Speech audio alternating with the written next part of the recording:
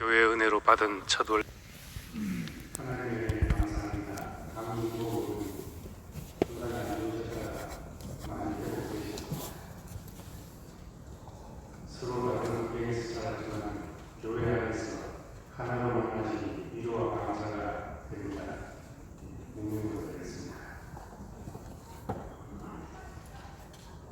교회 모두 드립니다. 감사합니다. 하나님의 은혜에 감사합니다. 강중복 어머님 건강이 안 좋으셨다가 많이 회복되셨습니다. 읽겠습니다. 총독의 병사들이 예수를 총독 관저로 끌고 들어가서 온 부대를 다 그의 앞에 불러 모았다.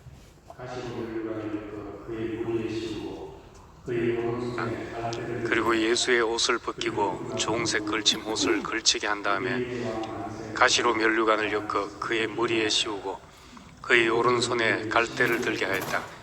그리고 그분 앞에 무릎을 꿇고 유대인의 왕 만세하고 말하면서 그를 희롱하였다. 희롱한 다음에 그들은 주홍옷을 벗기고 그의 옷을 도로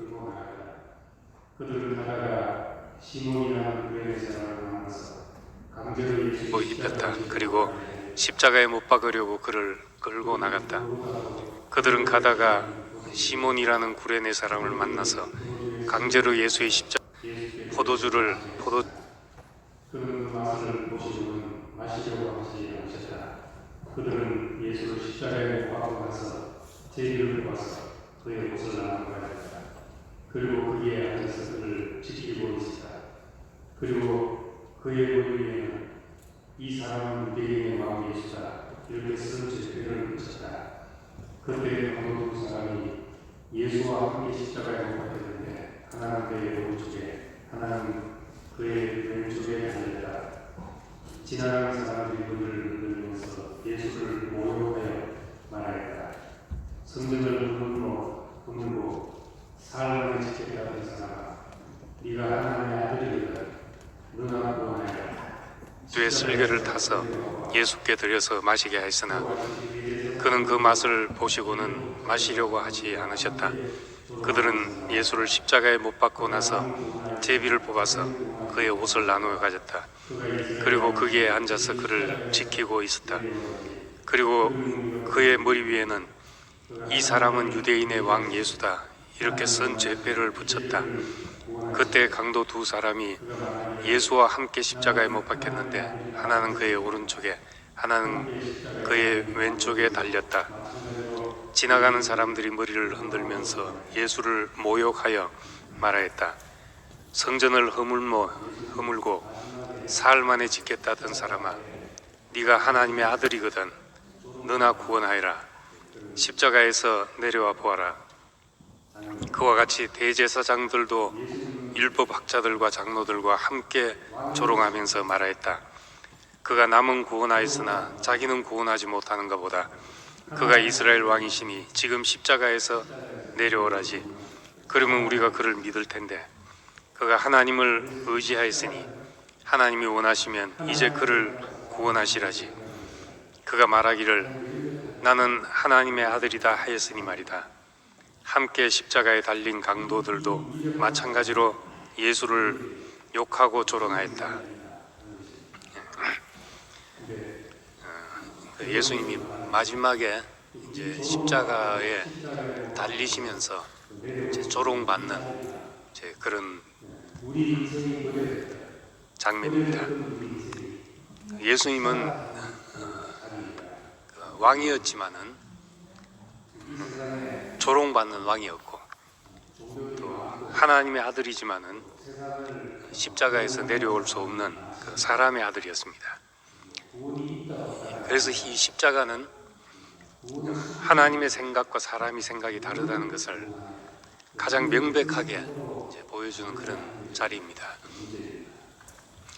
이 무기력한 사람이 우리에게 무슨 의미가 있나 하는 것입니다. 근데 결론적으로 말하면 이 조롱받고 십자가에 못 박혀서 내려올 수 없는 이 자리가 우리 인생이 버려졌던 우리 인생이 살아나는 그 자리가 되는 것입니다. 이 세상에 참 종교들이 많고 또 세상을 구원한다는 사람들이 많지만은 뭐 구원이 있다 없다가 아니라 구원의 수준이 문제입니다. 뭘 구원하냐, 우리를 어떤 상태로 만드냐 하는 것이 문제입니다. 예수님의 구원은 하나님이 지으신 인생, 하나님이 지으신 그 인생 그대로, 우리가 싫어했던 그 모습 그대로 하나님 앞에 얼마나 존귀하고 보배로운 존재인가.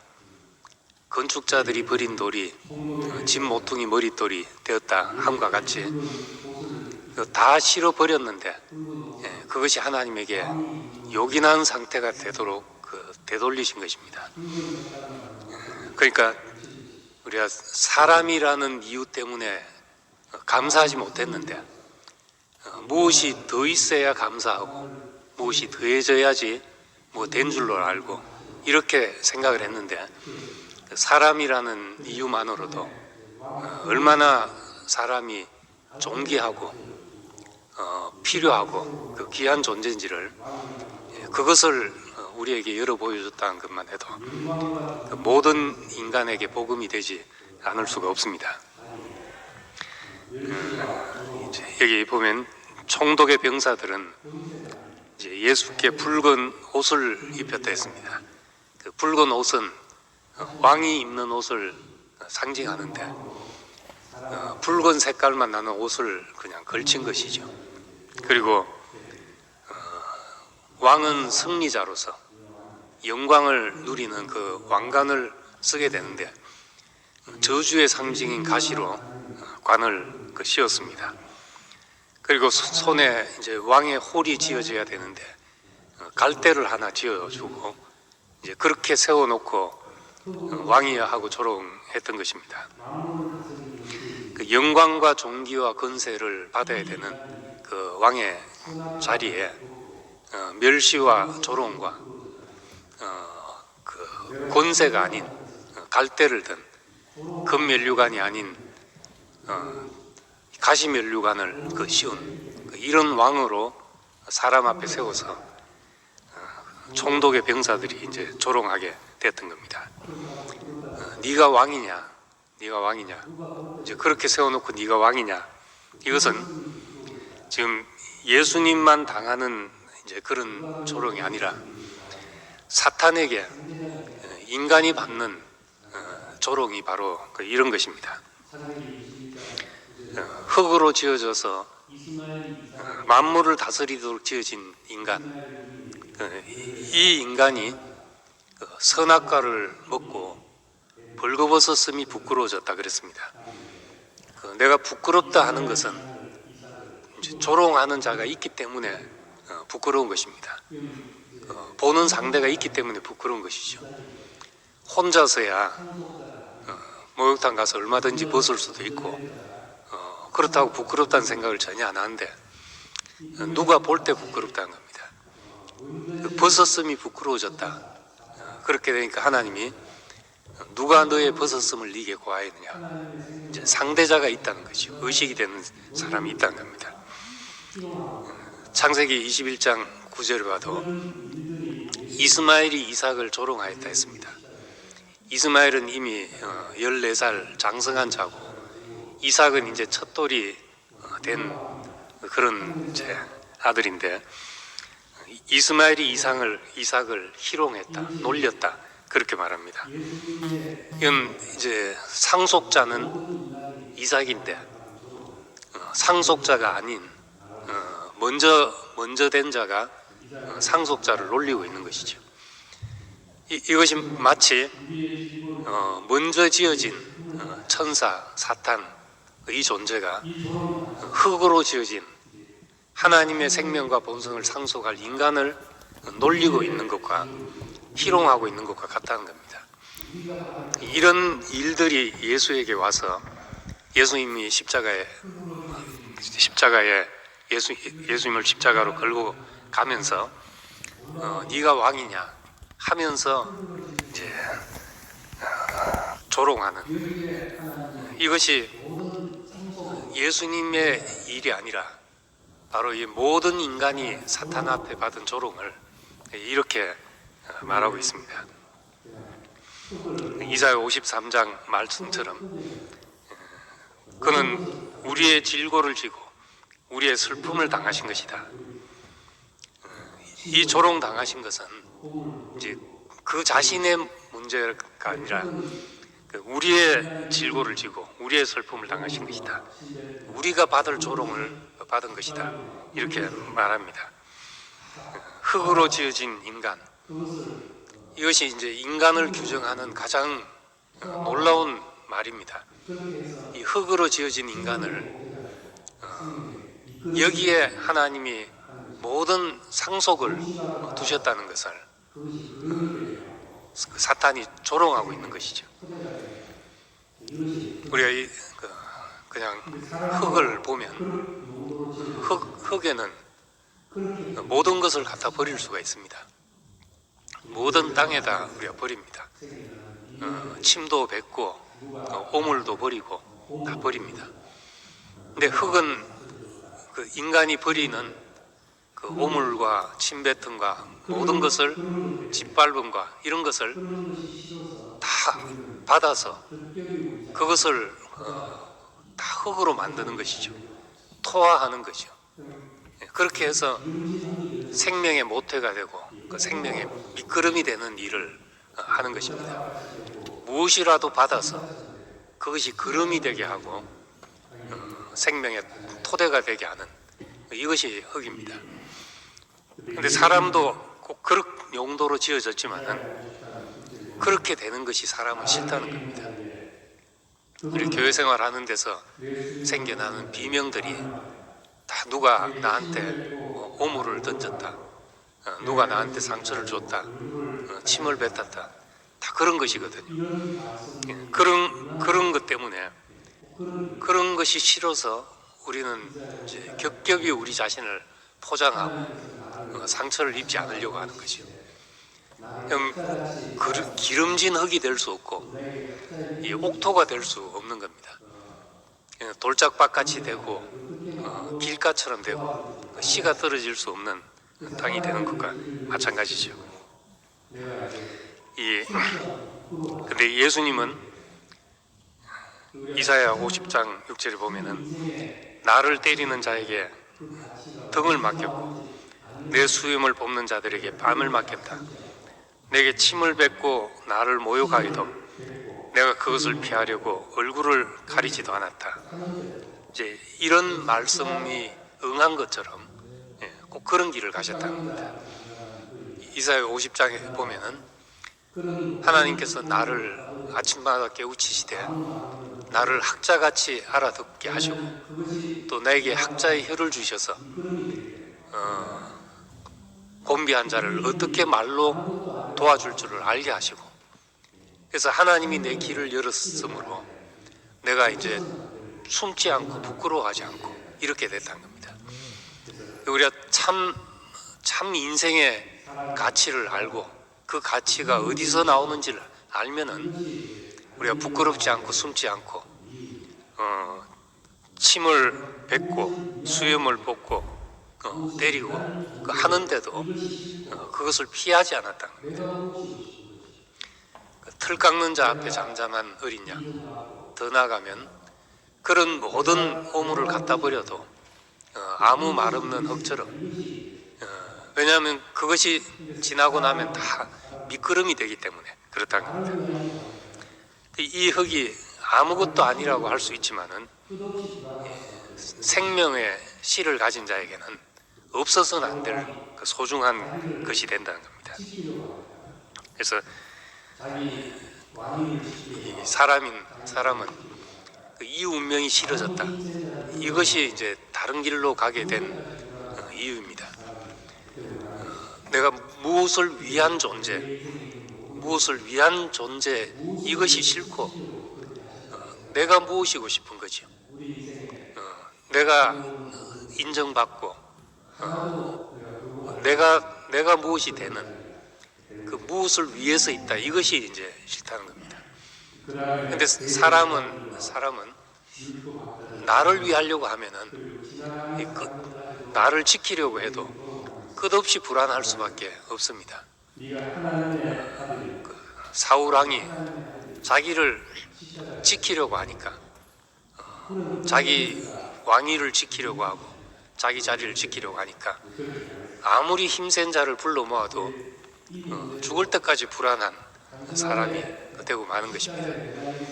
근데 우리가 내 인생에 있는 모든 것을 무엇을 위해서 쓰시려고 그렇게 하셨다고 생각하면은 우리 인생에 들어오는 모든 것에 대해서 하나도 내가 거부할 것이 없는 그런 자리가 되는 것입니다.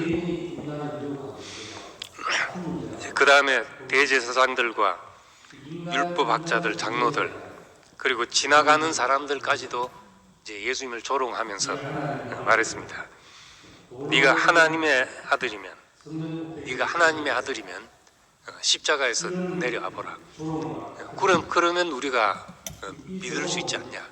우리가 믿을 텐데, 이제 그렇게 말했습니다. 근데 이 문제도 단순하게 그 십자가에 매달린 사람을 보고 조롱하는 것이 아니라, 이것은 예수님의 사역의 시작에서 사탄이 예수님을 시험한 문제와 같은 문제고, 더 나아가면은 에덴 동산에서 뱀이 인간을 유혹한 문제와 같은 문제라고 볼 수 있습니다. 인간 존재에 대한 도전이기도 한 것입니다. 네가 하나님의 아들이거든 돌로 떡을 만들어라. 성전 꼭대기에서 뛰어내려보라. 이런 조롱과 같은 것입니다. 이 조롱은 인간의 문제, 인간의 약점에 대해서 사탄이 전곡을 찌르는 것이죠. 가장 그 인간이 약해하는 부분을 찌르는 겁니다. 하루라도 안 먹으면은 살기 힘든 이 존재. 그래서 이 살려고 일생 노동을 해야 되는 그런 존재. 이 사람에게 만약에 마귀나 천사들처럼 안 먹을 수 있다면, 또는 돌로 떡을 만들어 먹을 수 있다면 그 인생 문제 대부분이 끝나버립니다. 그리고 성전 꼭대기에서 뛰어내리도 우리가 다치지 않고 그럴 수만 있다면 인간에게 문제될 대부분이 여기서 사라지게 되는 겁니다. 이것만 해줄 수 있다면 이런 구원자가 어디 있겠습니까, 세상에. 그 인류를 구원하는데 먹는 문제를 해결하고 인간의 육신에 병들고 다치고 하는 문제만 해결해도 인류의 구원자로 초청받을 수 있는 문제라는 겁니다. 그런데 예수님의 그 일생, 이거보다 더 중요한 문제, 우리 몸이 보존되냐 안 되냐 하는 것보다 인생이 하나님이 지으신 그 목적대로 우리가 쓰여지냐 안 쓰여지냐 하는 더 중요한 문제를 위해서 그분은 오셨던 것입니다. 이 시험 받으신 걸 보면은 이제 광야에서 돌로 떡을 만들어라 했고, 또 성전 꼭대기로 데려가서 뛰어내려 보라 했고, 또 높은 산으로 데리고 올라가서 천하만국의 영광을 보여주고 내게 절하라 이랬으니까, 이건 그냥 뭐 한 장소에서 벌어진 유혹이 아니고 40일 금식을 하고 이런 유혹이 있었다 하지만은 사실은 예수님의 일생 십자가에서까지 있었던 유혹을 어쩌면 이제 총정리한 것이라고 할 수 있는 거죠. 광야에서 5,000명이 줄이고 있을 때 돌로 떡을 만들어서 먹여줄 수만 있으면은 모든 문제가 상황이 끝이 나잖아요.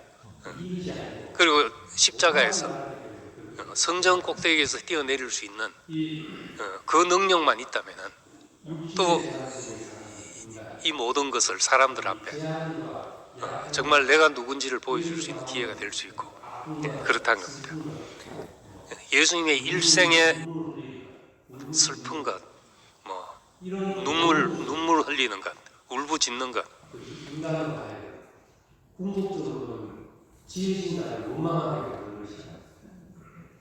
나는 왜 이럴까, 나는 왜 이럴까 하는 것이 단순하게 자기 이해가 아니고 그게 깊어지면 이제 어머니 왜 나를 하셨나요? 이렇게 되는 것이고 더 근원적으로는 하나님이 왜 나를 이렇게 지었습니까? 이런 모든 것이 그러니까 그 인간으로 하여금 궁극적으로는 지으신 자를 원망하게 만드는 것이란 겁니다. 나는 왜 이럴까, 나는 왜 이럴까 하는 것이 단순하게 자기 비하가 아니고 그게 깊어지면 이제 어머니 왜 날 낳으셨나요? 이렇게 되는 것이고 더 근원적으로는 하나님이 왜 인간을 이렇게 지었습니까? 하는 문제가 되는 것입니다. 그러니까 나는 모자랍니다 하는 것이 단순한 자기 비하나 겸손에서 나온 것이 아니라 궁극적으로 우리를 지으신 하나님을 원망하는 자리까지 가기 때문에 이것이 우리에게서 해결돼야지만 되는 겁니다. 사람들은 그래서 이 육체를 다 벗기를 소망합니다. 육체를 벗어 던지고 육체가 아픈 것도 내 생각 속에 아픔이 되지 않도록 이거는 몸뚱아리에 불과해 하고 집어 던진다든지 그렇게 하기를 원하는 것이죠.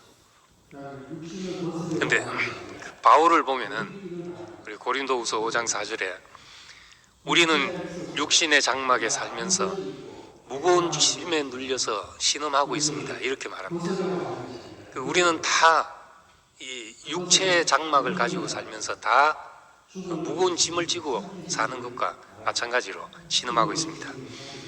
근데 그렇다고 나는 육신을 벗으려고 하는 것이 아니라 덧입기를 바랍니다. 그렇게 말합니다. 육체가 있어서 내가 아픈 것이 있고 애통하는 것이 있지만은 이것을 벗으려고 하는 것이 아니라 덧입고자 한다. 그것은 덧입는다는 것은 죽을 것이 생명에 삼켜지기를 바란다. 죽을 것이 생명에 삼켜지기를 바란다. 이렇게 말하는 겁니다. 죽을 것이 생명에 삼켜진다. 이게 무슨 말인가? 예수님은 성전에서 장사하는 사람들을 보시고 성전을 둘러 엎으시고 내 아버지의 집으로 장사하는 집을 만들지 말라. 내 아버지 집은 만민이 기도하는 집이다. 이렇게 말씀하실 때 제자들이 예수님을 보고 성경 말씀이 생각이 났습니다. 주의 전을 사모하는 열심히 나를 삼키리라 이렇게 써놓은 성경 말씀이 생각날 정도로 예수님은 무엇에 삼켜진 사람이란 겁니다. 그의 사명에 삼켜진 사람, 그런 사람이 됐다는 겁니다. 바울은 사도행전 20장에 보면은 나의 주 예수께 받은 사명, 곧 하나님의 은혜의 복음 전가하는 일을 마치려 하면은 내 생명을 조금도 귀한 것으로 여기지 않는다. 이 사명에 자기 육신의 생명이 삼켜졌다는 말이죠. 그것이. 그러니까 우린 정말 육신의 구원이 어디 있냐? 육신의 구원이 육신이 안 아프고 배고프지 않고 이렇게 보존되는 것이 육신의 구원이냐? 그것이 아니라 바울의 표현대로 죽을 것이 어차피 죽을 목숨이 생명에 삼켜진다는 겁니다. 우리의 사명에 삼켜지는 것이죠. 하나님이 사람을 당신의 형상이 되게 한 이 일을 위해서 말씀으로 사는 인생이 되게 하기 위해서 우리 육체가 쓰이고 지나가는 것이다. 이렇게 생각한다면은 육체가 풍부에 처하든지 궁핍에 처하든지 살든지 죽든지 매여 있든지 자유자가 되든지 전혀 관계가 없이 이래도 사명을 이루게 되고 저래도 복음을 전하게 되고 그런 사람이 되는 것입니다. 이것이 죽을 것이 생명에 삼켜지는 사람이 되는 것이죠. 근데 이 사람들이 조롱했던 것은 바로 이 약함의 용도를 모르고 약함을 가지고 이제 조롱했던 겁니다. 인간의 불만이 다 여기서 비롯되기 때문에 육체가 없는 천사를 부러워하게 된 것이죠. 히브리서 1장과 2장에 보면은 천사 중 누구에게 아들이라고 한 적이 있냐, 또 천사들에게 이런 구원을 천사들을 위한 것이 아니지 않냐, 다 아브라함의 자손을 위한 것이 아니냐, 혈과 육을 가진 우리를 위한 것이다. 이런 말을 하는 것은 그 배경에는 인간이 천사를 부러워하고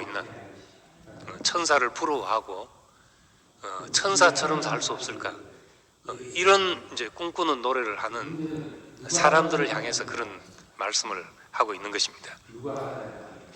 그래서 그래, 이 육신을 벗으려고 하는 것이 아니라 덧입으려고 한다. 그것은 죽을 몸이 생명에 삼켜지는 그것을 우리가 기대하는 것이다 하는 겁니다. 그럼 네가 하나님의 아들이거든 이렇게 해보라 했는데, 이제 문제는 누가 하나님의 아들인가 하는 것입니다. 누가 하나님의 아들인가? 인간이 왜 존귀한가 하는 문제와도 같습니다. 네가 하나님의 아들이라는 말로 조롱을 했는데, 이때마다 예수님의 대답은 사람은 하는 것입니다. 인자가 이렇다. 하나님의 아들이면 돌로 떡을 만들어라 먹으라. 하나님의 아들이면 뛰어내리라. 사람은 떡으로만 사는 것이 아니요, 하나님의 입에 나오는 모든 말씀으로 사는 것이다. 하나님의 아들이면의 대답은 사람이 이렇다 하는 것입니다. 그 말은 사람이 하나님의 아들이어야 한다는 것이죠. 사람이. 누가 하나님의 아들인가? 사람이 하나님의 아들인가? 먹는 것이 없어도 살 수 있고 성전 꼭대기에서 뛰어도 죽지 않는, 이것이 하나님의 아들인가 하는 겁니다. 누가 하나님의 아들인가 하는 문제는 누가 가장 영광스러운 존재인가 하는 문제입니다. 누가 하나님의 영광을 나타내는 자인가 하는 것이죠. 천사가 하나님의 영광을 나타내는가, 사람이 하나님의 영광을 나타내는가, 이런 문제와 같습니다. 그런데 본래는 사람이 하나님의 본체의 형상이고 영광의 광채로 지어졌다 했습니다. 창세기 1장에서는 하나님의 형상과 모양으로 지어졌다 했는데, 히브리서 1장 3절에 예수님을 가리켜서 그는 하나님의 본체의 형상이고 영광의 광채다 이렇게 말했습니다. 우리 문자에 매이지 않는 사람이라면 이 말이 같은 말이구나 하는 것을 알게 됩니다. 하나님의 형상으로 지어진 인간, 예수님 보니까 본체의 형상이시다. 같은 말이잖아요. 같은 말. 하나님 본체의 형상으로 지어진 인간이 우리가 그걸 잃어버렸기 때문에 예수에게서 다시 보게 된 것이죠. 그것을. 본체의 형상이다. 영광의 광채다. 이 말이 바로 아들이라는 말입니다. 하나님의 형상으로 사람을 지었다는 말은 사람이 하나님의 아들이란 말이죠. 누구 아들 이런 말이 이제 성경에는 이제 자세히 보면 많이 나옵니다. 예레미야 애가에 보면은 화살통의 아들, 이제 히브리 말에는 그렇게 돼 있는데, 화살통의 아들 하면 우리가 이게 말이 이제 한참 돌려 생각해야 되잖아요. 그래서 번역할 때는 화살통 속에 화살이라고 번역을 했습니다. 화살이란 말이죠. 그 말은 화살통의 아들 하면 이제 화살통에서 나온 것은 화살이듯이 그렇게 알아야 된다는 겁니다. 그리고 스가랴 4장에 보면은 기름의 아들이라는 말, 이제 히브리어의 기름의 아들 이렇게 돼 있는데, 이것도 우리가 낯서니까 번역을 기름 부음 받은 자라고 번역을 했습니다. 의미상 같은 것이기 때문에 그런 거죠. 기름 부음 받은 자, 이것을 히브리적인 표현으로 기름의 아들이라고 표현을 한 거죠. 뭐 우리의 아들이라든지 누구의 아들 이런 것은 그 히브리어의 아주 관용적인 그런 표현입니다. 익숙한 표현이죠. 하나님의 아들, 우리의 아들이 그 성질 급한 요한 야고보를 두고 한 말이듯이 성질 급한 그 성질을 버럭하는 그런 성질을 우리의 아들이라고 했듯이 하나님의 아들, 그 생명과 본성을 가지고 사는 존재를 하나님의 아들이라고 부르는 것이 이제 당연하다는 겁니다. 사람이 본래 하나님의 형상과 모양으로 지어졌다, 하나님의 아들로 지어졌다, 이렇게 말할 수 있는데, 타락 이후에는 하나님의 영광을 지키는 자가 사람이 아니고 천사가 된 것이죠. 동산에서 쫓겨난 뒤에 에덴 동산을 그룹이라는 천사들로 지키게 했다는 겁니다. 그 사방을 두루 돌며 지키게 그렇게 했다는 겁니다. 그룹이란 천사가 이제 성소의 휘장에도 나오고 법궤의 뚜껑에도 만들어져 있고 한데, 이건 다 하나님의 영광을 지키기 위해서 있는 것입니다. 인간이 선악과를 먹고 나니까 하나님까지라도 판단하고 하나님의 영광까지라도 손상하게 하는 것이거든요. 선악과가 들어오면은 뭐 부모가 왜 저래 하는 판단이 생기듯이 궁극적으로는 하나님까지라도 판단이 되는 거죠. 하나님이 뭘 잘못 만드셨다든지 이런 판단이 들어온다는 겁니다. 그래서 그 인간이 동산에 쫓겨나고 그 영광을 지키는 천사들, 그게 이제 그룹이라는 천사인 겁니다. 그 천사들로 에덴 동산을 지키고 지성소를 지키고 법궤를 지키게 그렇게 해놓은 것입니다. 그렇기 때문에 구약에서는 하나님의 아들들이라는 표현들이 나오는데 그건 천사를 지칭하는 말입니다. 창세기 6장이나 욥기 1장에 하나님의 아들들이 와서 이렇게 하는 것은 이 천사를 지칭한 말이죠. 그 인간은 이제 그 자리에서 밀려난 그런 존재가 됐다는 겁니다.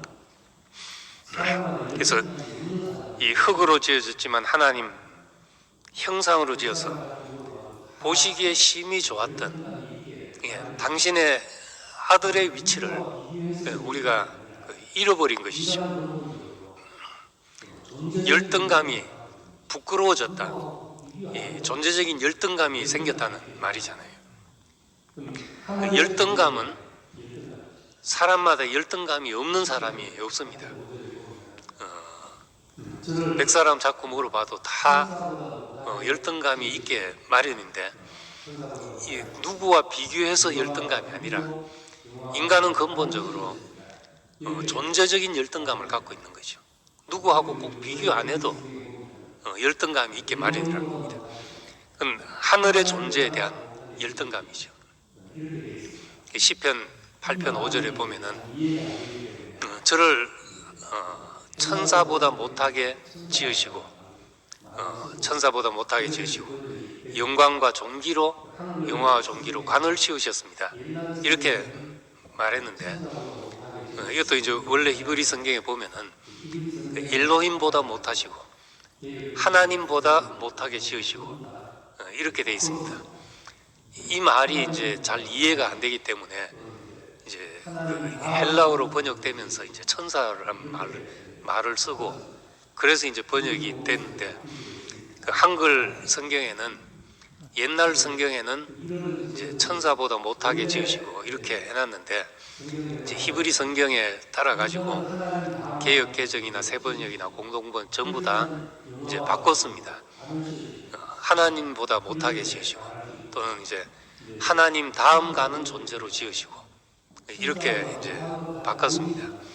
성경 본문도 이렇게 바뀔 수가 있으니까 잘 봐야 됩니다. 근데 이러든지 저러든지 원래 이제 성경대로 하자면은 인간을 하나님 다음 가는 존재로 지으시고 그렇지만 영화와 종기로 관을 씌우셨습니다. 이렇게 말할 수 있고, 이제 그 천사로 번역된 걸로 하자면 천사보다 못한 것 같아 보이지만, 그렇지만은 참으로 영광과 존귀에 관을 쓴 존재입니다. 사람에게 하나님이 영광과 존귀에 관을 씌우셨다는 것을, 그게 이제 우리에게 알아져야지, 그게 보여져야지 우리가 존재적인 열등감에서 해방이 되게 된다는 겁니다. 우리가 참으로 영광과 존귀로 우리를 관시우셨구나, 영화와 존귀를 우리에게 두셨구나, 이렇게 알 때 내가 다른 것이 부럽지 않은 사람이 되는 겁니다. 요한일서 5장 4절에 보면은 하나님께로서 난 자마다 세상을 이긴다. 세상을 이기는 이김은 이것인데 우리의 믿음이다. 그런데 이제 5절에 보면 누가 세상을 이기는 건가? 예수께서 하나님의 아들이심을 믿는 자마다 세상을 이기는 자가 아니냐, 이렇게 말합니다. 예수께서 하나님의 아들이심을 믿는 자마다 세상을 이긴다. 우린 영광의 관을 쓴다는 것은 승리자가 되는 것인데, 승리하자면 무엇도 부럽지 않은, 무엇에도 내가 열등감을 느낄 필요가 없는 사람이 될 때, 그때 이제 무엇에도 유혹받을 일이 없는 완전한 승리자가 되는 겁니다. 그 승리가 어디서 오는가? 예수께서 하나님의 아들이시라고 믿으실 때 우리에게 승리가 온다는 겁니다. 지금은 물론 기독교인들은 다 예수님이 하나님의 아들이지 이렇게 말하지만은, 구체적으로 말하자면 지금 십자가에 매달려서 내려와 보라 해도 내려올 수 없는 그 조롱받는 사람이, 갈대를 들고 가시면류관을 쓰고 홍포를 두른 그 조롱받는 사람이, 그 사람에게 하나님이 영광과 존귀를 두었다고 이렇게 믿어진다는 말입니다. 그렇게 알아진다는 말이죠. 그럴 때 우리에게서는 모든 것이 우리 발밑에 있게 되고 세상을 이기는 이김이 우리에게 있게 되는 거죠. 그때 우리는 하나님의 아들, 그렇게 되니까 예수님이 사람은 이렇다라고 대답했는데 마귀가 떠나가고 천사가 와서 수발을 들더라, 이렇게 말합니다. 마귀가 떠나가고 천사가 수발을 들더라. 그러니까 사람의 존귀, 사람의 가치가 어디에 있는가를 확실하게 말하니까 이제 천사가 우리 발 아래에서 수종드는 그런 자가 된다는 겁니다. 머리 꼭대기에 앉아서 부러워하는 자가 아니라는 거죠. 고린도전서에 보면은 우리 이제 여자가 머리에 수건을 써야 된다, 그 말을 하면서 여자가 머리에 수건을 써야 된다 하면서 천사의 유혹을 인해서 머리에 수건을 써야 된다. 이것은 아담 하와가 뱀의 유혹을 받아서 선악과를 먹은 사건을 두고 염두에 두고 한 말이죠. 여자는 그렇게 유혹받기 쉬우니까, 천사의 유혹을 받기 쉬우니까 이 머리에 주인이 있다는 표시로서 머리에 수건을 써야 된다, 이렇게 말했던 겁니다. 그 유혹이 이제는 수건을 써서 없어지는 것이 아니라 인생의 존귀가 회복될 때 참으로 우리에게 영광과 존귀로 관을 씌우셨습니다. 이것이 이제 보여질 때 우린 수건을 벗어 던지고 유혹받을 일이 없는 천년 왕국을 누리는 사람이 되는 것입니다.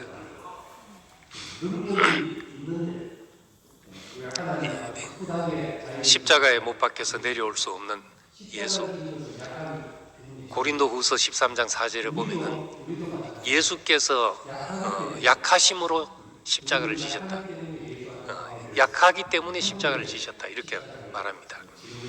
예수님이 십자가를 지신 것이 의지가 강해서 진 것도 아니고 능력이 있는데 우리가 하나님 앞에 꿋꿋하게 자기 길을 간다고 진 것이 아니라 십자가를 진 것은 약하기 때문에 진 것이다.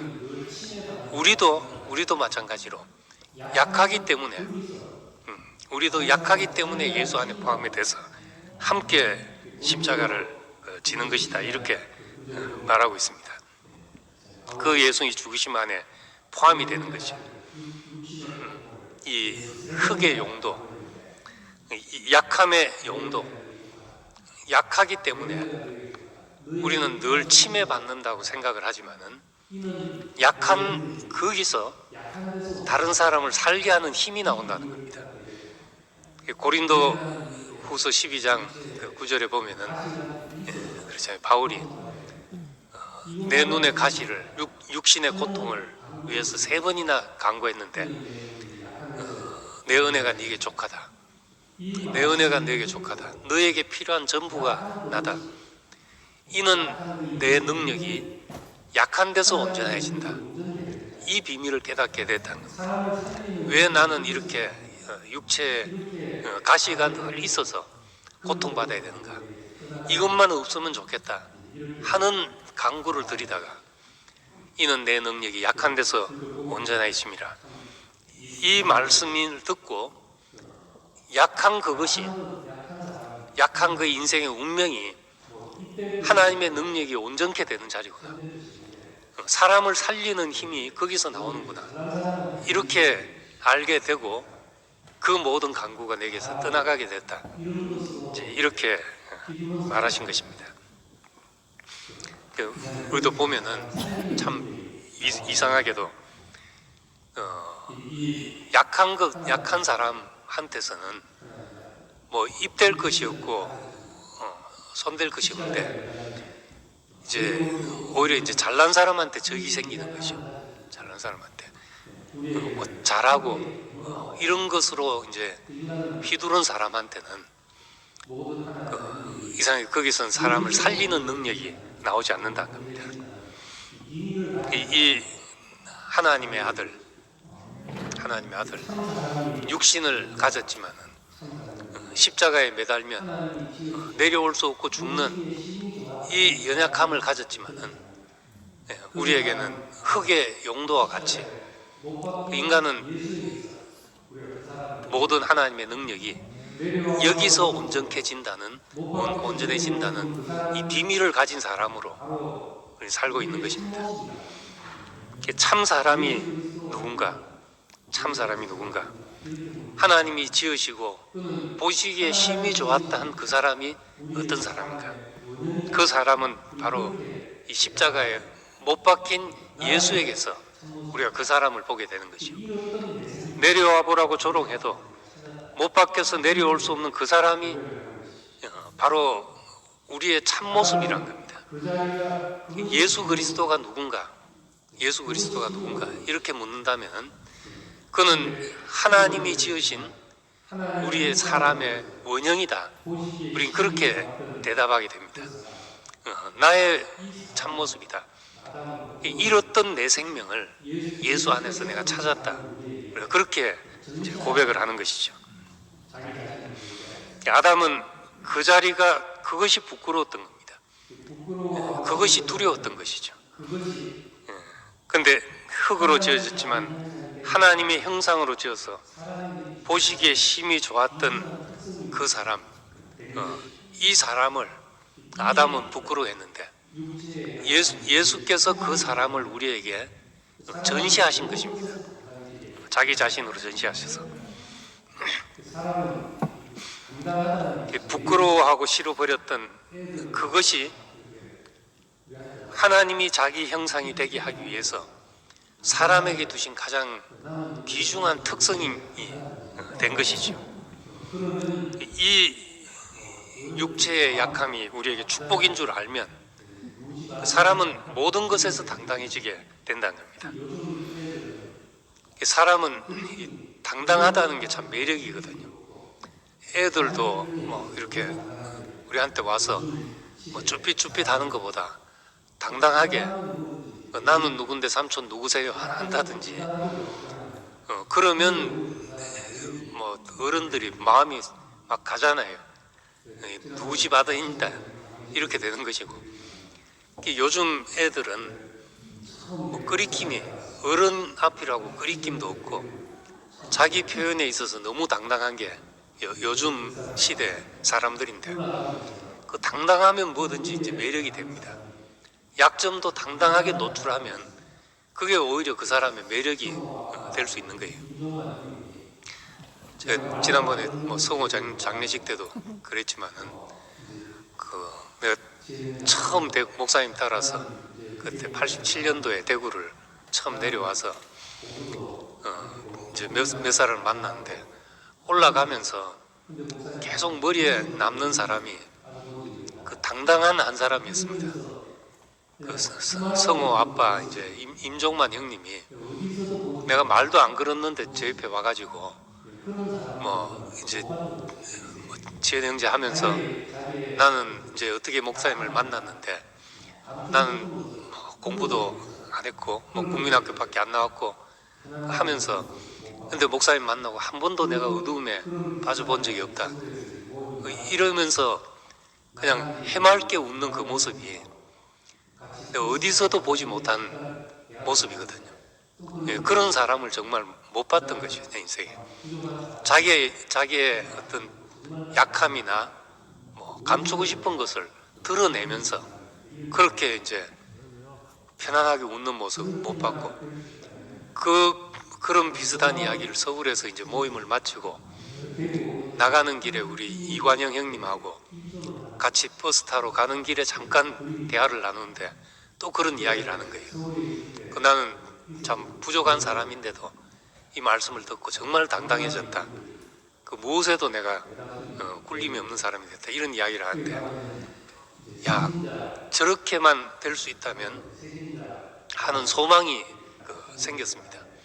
그 대구 오는데 이제 큰 힘이 된 일조를 한 어떤 그림이죠. 근데 제가 이제 서울에 있을 때 있었던 교회는 이제 강남에 있는 분들이 대다수인 교회인데 거기 가면은 이제 새신자 한동안 이제 새신자 반에서 이렇게 같이 참여를 해서 하는데 거기 오는 새 가족들이 이제 소개를 하면 어떤가 하면 제가 이번에 영국 갔다가 영국에 몇 년 살다가 이제 돌아와서 뭐 한국에 이제 정착하려고 교회를 찾는데 누가 이 교회를 소개해서 왔습니다. 그러고 또 어떤 사람은 그 옆에 이제 넘어가면 저는 이번에 이제 미국에서 박사학위를 받고 온 지 한 달이 됐는데 이 교회 오니까 정말 건물도 수수하고 검소하고 그래서 마음이 편안해서 좋았습니다. 이런 거예요. 건물 안에 들어가면 빛가 번쩍하거든요. 근데 이제 밖에 건물이 붉은 벽돌로 그냥 장식 없이 돼 있다고 수수하다고 생각을 하는데 그 대기업 회장이 지어준 건물이니까 얼마나 잘 지었겠어요. 교회 첨단 시설로 그렇게 지어놨는데 그걸 보고 이제 수수하다 그러고 다 그런 거예요. 그러니까 교육자들은 거기서 뭐 목사님 전도사님 소리 듣는 게 아니라 직원이죠. 그냥 그 교회 교육자로 있던 사람들은 대부분 유학을 갑니다.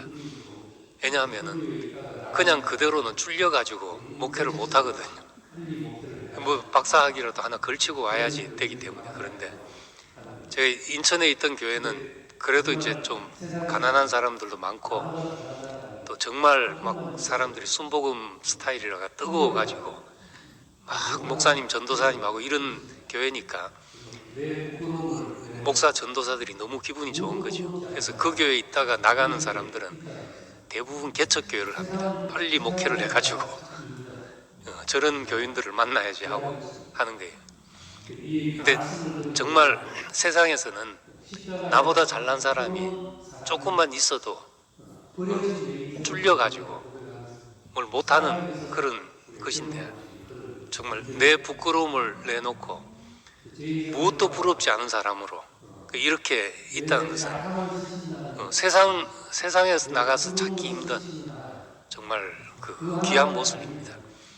이 말씀을 들은 교회 안에서만 십자가에 못 박힌 부끄러운 사람이 버려진 내 인생을 구원했다고 고백하는 사람에게서 우리가 경험할 수 있는 그런 일들이란 겁니다. 그 제 인생을 돌아봐도 내 약함을 쓰신다는 그것이, 내 부끄러운 것을 쓰시는 하나님, 그 하나님이 아니면은 어디서 얼굴을 파물고 땅굴을 파고 살았을지 모르는 사람인데, 우리가 다 그것이 구원이 됐거든요. 예, 그것이 우리를 자유케 했고, 그것이 우리를 해방했고, 죽을 것이 생명의 삼킨 바가 되어서 우리가 내가 어떠한 조건에 있다 할지라도 기쁨의 찬송을 부를 수 있는 사람이 된 것입니다. 어린아이와 젖먹이 입으로 권능을 세우셨다. 원수와 반역자들로 인해서 그렇게 했다는 겁니다. 능력으로 하나님의 노릇하려는 사람들을 잠잠케 하기 위해서 더 있어야 하고 더 가져야 되고, 늘 그렇게 막 들끓는 경쟁 속에 있는 모든 사람들을 잠잠케 하기 위해서 어린아이와 젖먹이 입을 우리 앞에 보이셔서 권능을 세우신 이 일, 이것이 우리에게 구원이 된 거죠.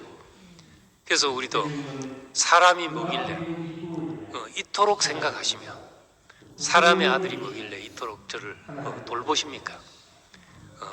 못한 것 같지만은 영광과 존귀로 우리에게 관을 지으셨습니다. 이렇게 될 때 우리에게 완전한 감사가 나오게 된다는 겁니다.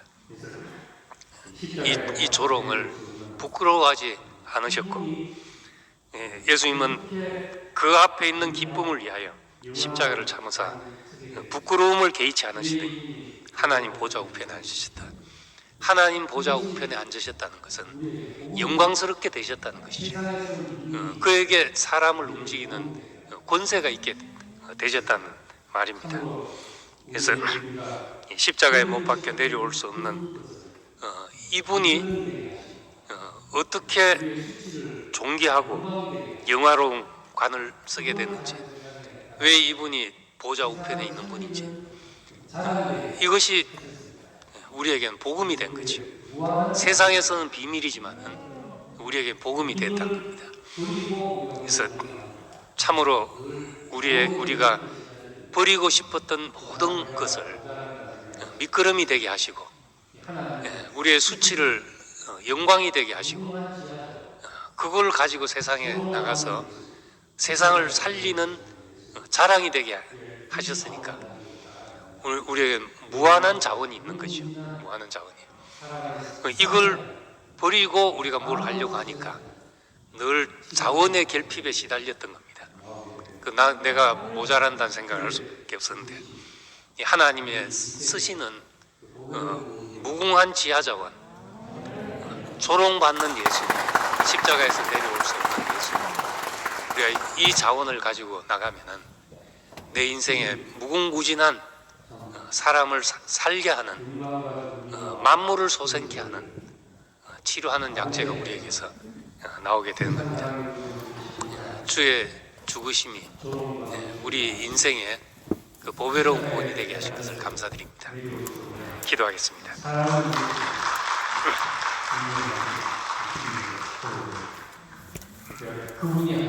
주님, 참 영광과 존귀와 권세를 받으셔야 했지만 세상 사람들 눈엔 그것이 보이지 않았기 때문에 조롱과 멸시를 받으시고 십자가에 매달려서 내려올 수 없는 사람의 모습으로 운명하신 그 주님을 보게 됩니다. 그러니까 그분이 아니었다면 버려진 내 인생이 구원받을 자리가 없는데, 우리 쓸모없는 우리 인생, 우리가 약해서 감추고 싶고 지우고 싶고 버리고 싶었던 이 모든 것을 당신의 집을 짓는데 보배롭고 요긴한 모퉁이 머리돌이 되게 하신 것을 감사드립니다. 주께서 우리 인생을 쓰시기를 원하고 죽을 것이 생명의 삼킨 바 되어서 하나님의 영화로운 목적에, 영원한 계획과 신성한 목적에 우리 존재가 참 기초돌로 쓰여지는 영광스러운 일에 우리 자신을 드리기를 원합니다. 십자가 안에서 내 인생이 발견되어서 일생 찬송만 있는 사람으로 살게 되길 원합니다. 예수님 이름으로 기도드립니다.